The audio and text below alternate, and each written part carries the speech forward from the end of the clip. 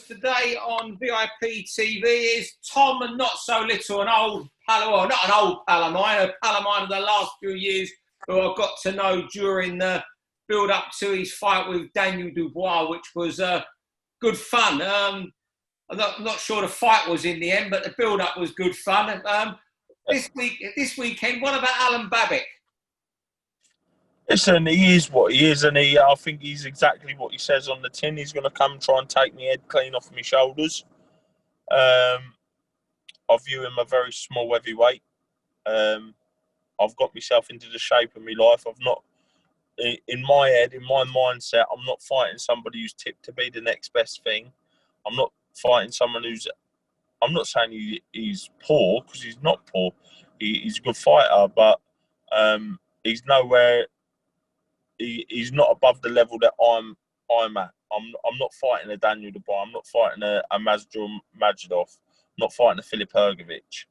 I'm fighting an Alan Babic, who's when you look at it, he's a very violent man who comes with one objective, and that's to knock your spark out. But I believe the best of me beats the best of him, and that's what I've worked hard for 8 weeks. I've shredded 3 stone off myself. I'm ready to go out and put on. But the thing is, Steve, I'm never going to con nobody. I'm not going to be a world champion. I'm not going to be a world champion. I can be a British champion. I could probably push to European level. But one day at a time, given the right fights at the right time, that's the main thing. Not being slung in, so to put it. With Daniel, look, the outcome might have very well been the same, but we've seen so many fall early to Daniel. Considering I've done that, I broke 4 of my metacarpals in my left hand at the end of the opening round. I think I've done quite well, holding him at bay for as long as I did, and that was through cunning and what's saying. But I just couldn't. He ended up closing the distance where I couldn't impose my left hand on him, and the guy nearly snapped me in 2 with a body shot. So look, I think it's all safe for us all to say that I'm not the sort to get it on the chin and look for the canvas and look for a way out. So I think Babic's going to have to do a little bit more than that. And yeah, I'm not sure of a fight, and I've got a decent an half decent boxing IQ. So, but just got to put it all together on the night. I've worked hard. I've got the engine. Just got to make sure that I go out and I've had a bit of a revelation in my boxing career. Seeing that I don't want to be remembered for what happened to me in Saudi. I don't want to be remembered for that. I come home, my dad had a very bad stroke, and I thought to myself, Joe, what, that man's got so much of his life following me around the country, boxing, but as an amateur, as a pro, and whatnot. I thought, I owe him something and my little boy something. Before I get out, I want to get them a belt to say, listen, he done that. He stuck in and he done that. Minus the hard luck that he had. He earned a few quid, and he went and won something, which he told people he's capable of doing from where go. So yeah, that's my thing, and I've worked my Irish off. Yeah, I mean, when you see just something, when you started speaking, you did something like, I know I'm not getting thrown in against a Dubois, Hrgovic, or Megamov this time. Yeah. When you went into those fights, and by the way, you sold the Dubois fight brilliantly. Was it in your mind that you was in against shit hot fighters, shall we say? Three blue chip prospects.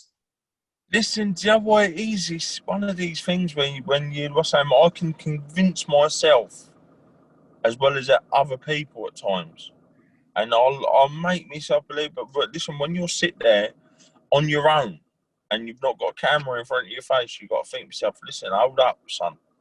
There's something, the something that these people's raving about. Do you know what I mean? The something that these people are raving about. Now, Dubois, for one, he learned his lesson well. I only done a couple of rounds of him sparring before, but he knew that I was I was red hot on the counter. I'd take and let go and let go. I only caught him once, and that snapped me hand. But boy got a hard head. Yeah, like he knew in that fight not to overcrowd his distance. When you watch it, he was coming, he was backing me up, but he was never overshooting with that right hand. Like when you watched him fight Kevin Johnson afterwards, he was just bowling in because he weren't bothered about the counters coming back. But he knew that I was sharp on the counter. He knew that I caught Ergovic with the same shots. But in answer to your question, it's one of them things where you listen. You can't odds it. You got to sit there and there's one person you can't lie to. There's one person you can't blag, and there's one person you can't sell a bean to grow a beanstalk to, and that's yourself, because you know what's saying. And I think a little bit of it psychologically, I might have took my foot off the gas and thought, Joe, what? Leave yourself a little bit of something. I did this, I didn't do that, and that's a poor show, a thing to do. Do you know what I mean? And I thought myself, don't keep doing it to yourself. Don't keep doing it to yourself. Go work hard, and show what. Never mind what other people are capable of. Show what yourself is capable of, and give the performance of your life. And you've got someone here that you're not going to be outgunned by. You're not got someone here that's tipped to be the next red hot best thing. He's a fun project. Do you know what I mean? He's fun while it's happening. He's bowling people over. Nobody's lasting with him, and yeah, that's all well and good. Do you know what I mean? But let's see how it is when the fight gets serious and things really come out, and he's got someone there. So listen, I'm a big man. I'm just shy of 6'6", and I'm listen. I ain't a puncher. I'm not a one punch man. I've never ever made out to be, but I don't advise anybody running face first into me either. Do you know what I mean? So it's just one of them ones. Like, I've never been this confident of winning a fight. Like, confident, wholehearted in myself. I don't see a way that I lose since I fought Josh Sanderland from Yorkshire. Oh yeah. So like I've got that, and I've had it from day one of camp. I'll tell you a story. They wanted me to fight him on 2 week notice, and that. And I looked at it and I thought, listen, I'm a bit of an old dog in the game now. Anyway, like you learn a few bits and pieces and whatever not. So I had to look at it and I thought to myself, this fella's a raving lunatic. I ain't seen none of him, and they wanted me to fight him when Sean Dale Winters fought him. I was like, nah, we'll leave him, right? We'll leave him where he's at, right? So I never took no notice of it. I said to Eddie, I said, listen, it's 2 weeks notice. Swerve, son. Leave it. Yeah? And then I thought about it. I said to Josh, have a look at this fella when he fights. I said, have a look at him. I said, don't talk to me about him. I'm not going to watch him. So you have a look at him. You tell me what you reckon him. I said, because there's a common denominator. They want Filip Ergovic for him. I said, and they're trying to sell him to the Brits. They're trying to sell this fella to the British public. I said, I'm the common denominator between him and Filip. So I said, the fight will be made. I said, I will get that phone call again. I said, I know I'll get that phone call again. Anyway, Josh went, Tom, he said, you bash him. He said, you bash him. He said, seriously, he said, you bash him. He said, doing everything you do here. He said, give it good training. I said, right then. So we'll start training now. I said, that's how much faith I got on getting the phone call. 3 weeks went by. He was due to fight Noel Kennedy. I dropped Eddie a message. I said, I wish I took that fight. He said, bang, he went, you can still have it if you want it. And then next thing I know, straight out of Noel Kennedy, he's like, oh, let's make this fight. I was like, I went, deal, you got it. And then I never talked about money, nothing. That come a bit later down the road. I went, deal, you got it. So you took the fight before you knew the pound notes? Yeah. That's not like a travelling boy, is it? Listen, Joe, what it was, I thought to myself, Joe, what? money's lovely. Money is lovely, and I'm not an hard man. I think Eddie, Frank, anybody can testify. I'm not an hard man to have a deal with. If I say I'll take a fight, you'd never got no worry of me pricing myself out. You know what I mean? Listen, I'm a fighting man. I'm in the job to have a fight, earn a few quid. Be fair with me, I'm fair with you. Do you know what I mean?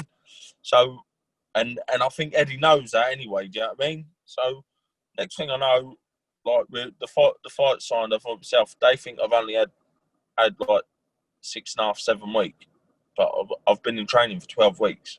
I've been hard at it for 12 weeks with him, and him solely on my mind. Nothing other. In other fights, I've everything I've skipped.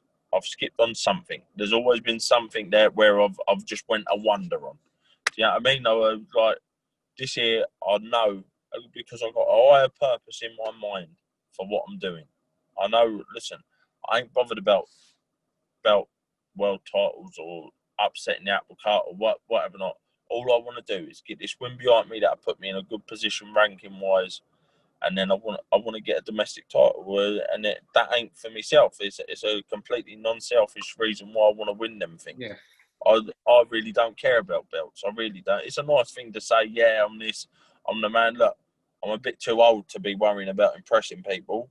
Do you know what I mean? The one thing I want to do is leave something for me little boy, and for me old dad, God bless him, to say, listen, he stuck in, he done that, or when my little boy's older, he can say that when my dad was a young man, he won that, whether it be a Southern area, whether it be an English title, whether it be a British title, whatever it may be, nobody knows yet.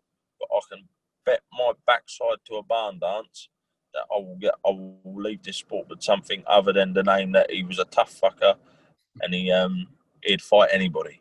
And that ain't really all you want to be remembered for. Do you know what I mean? Like, it's a nice thing. Do you know what I mean?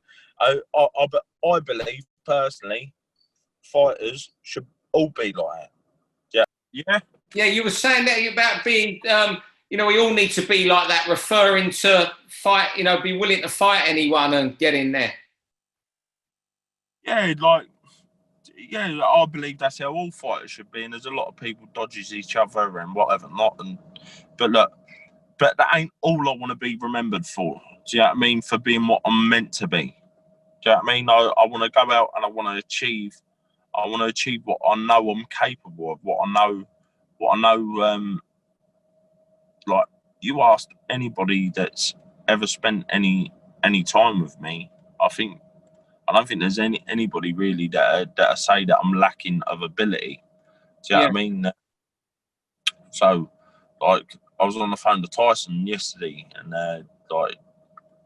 he was saying to me, he said, "Look, this fella ain't fit to tie your shoes." He said, "Just go out there, believe it, do it, and do what you've showed all of us a million times over." Do you know what I mean? So, listen, I know that's a big thing when you got the best heavyweight on the planet saying that to you. Do you know what I mean? So yeah, just want to go out and I want to secure some sort of legacy, some sort. Yeah. How was Tyson yesterday? Was he in good form, even though he's not going to fight this year? Yeah. Listen, he's always in good spirits. He must be on top of the world, and he's the man, and yeah, he's the man.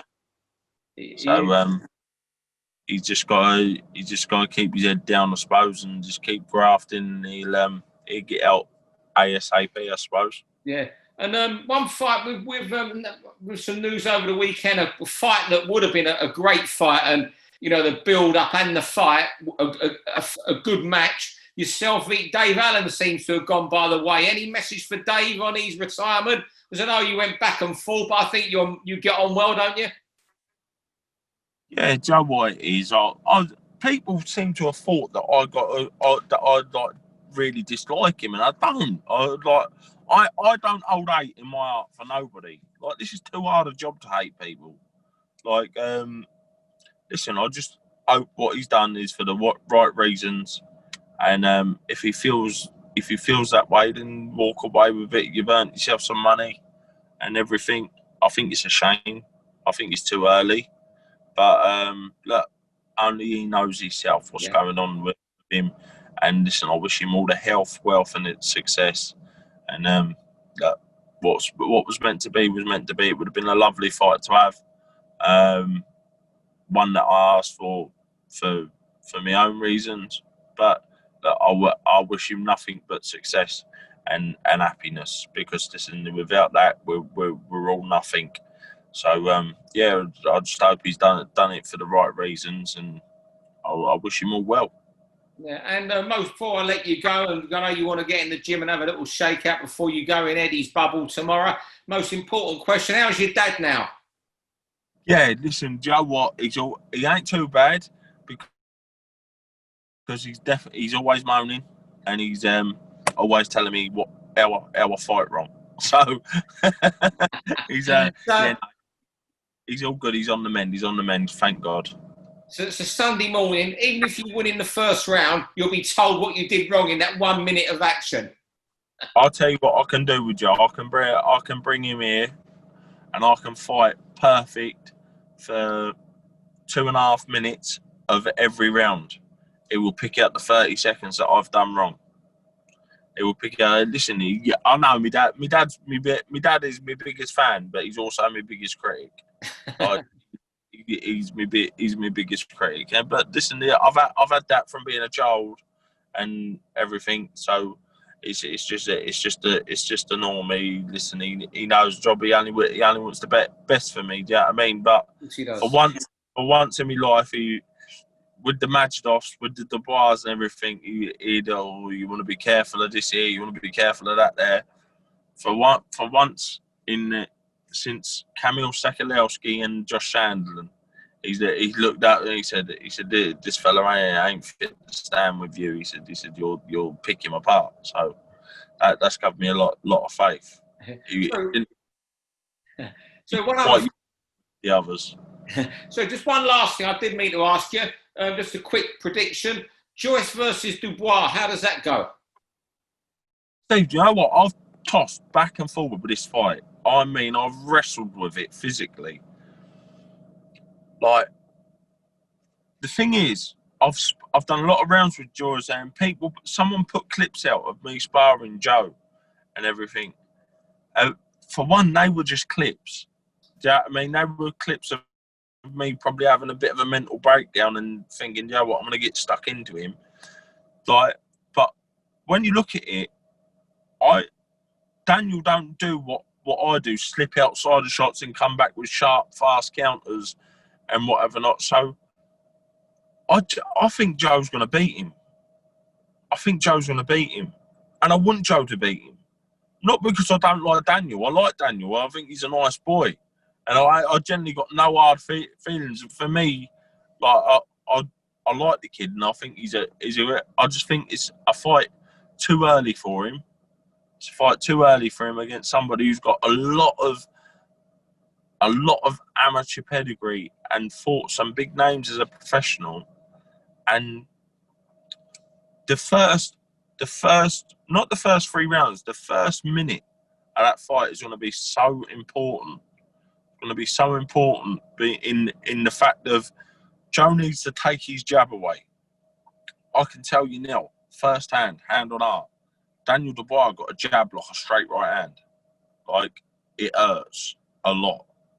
And Joe knows this. Me and Joe talked about it before. So I generally think Joe takes his jab away, which he's fully capable of doing, rushing it, and Daniel don't carry that concussive, hurtful power. He's strong, so strong, but he don't carry that power up close in short to mid-range. Like, if I would have fought Daniel a month later or a day later or whatever it may be, I would not have stayed at the end of his arms. I would have rushed at him. I would have got on him, just messed him about. And everything, and clubbed him. But do you know who I think someone would be horrible for him to fight? A Derek Chisora. Would be horrible for Daniel to fight, because if you give him time and let him stand, and this is what I think with Joe, he don't let you fight at your pace. It's impossible to fight at your pace. And I'm telling you now, I genuinely, hand on my heart, I hit Joe in the side of the head with a shot I'd throw in a pub. I literally... Yeah. Sorry. I literally bent down, scratched my ankle, and I literally threw this shot from my ankle. It's the sort of punch you'd throw on a punch ball machine on a piss up. Like, I scratched my ankle and threw everything. Hit him in the side of the head. He just fired back into me. It was like he just bumbled back a little bit and then fired straight back into me. So I think hurting him is going to be a problem. But none of us are machines and robots, and it's genuinely a fight where you look and you can make such a strong case. Yeah. Well, Is that? Sorry, Steve. Yeah, everybody's trying. All right, mate. You're saying you can make a strong case for both of them. What I'll do, I'll let you go, mate, if everyone's trying to ring you. I bet Billy Joe's trying to ring you to drive you mad. No, Joe, what it is, I was speaking to him. When was I speaking to him? I was on FaceTime to him the other day. Like, he's looking out at one of my little pals, Louis Edmondson. I'm telling you, everybody genuinely look out for him. Like, genuinely. I've said this since the kid was 17 years old. Dangerous kid. Like, I've watched him make world-class guys look stupid. Like, and now, like, I was talking to Billy Joe about him. Me and Billy Joe were to and froing about him for ages. And then Billy Joe, like, got hold of him. And, he's gonna do some massive things, Steve. Honestly, genuinely. When he makes world champion, I want you to say Tom Little told you so. Well, they had 3 fights, yeah. Tom, it's been brilliant speaking to you today. I better let you get in and do that shakeout, mate. Lovely catching up with you. God bless, Steve. Thank you very much. Thank you. All the best for this weekend. Always a pleasure, never a chore. I'll see you later on. For all boxing info, news and latest interviews, amateur and pro, across the north, click and subscribe. VIP Boxing Promotions. Also, Twitter, Instagram and Facebook.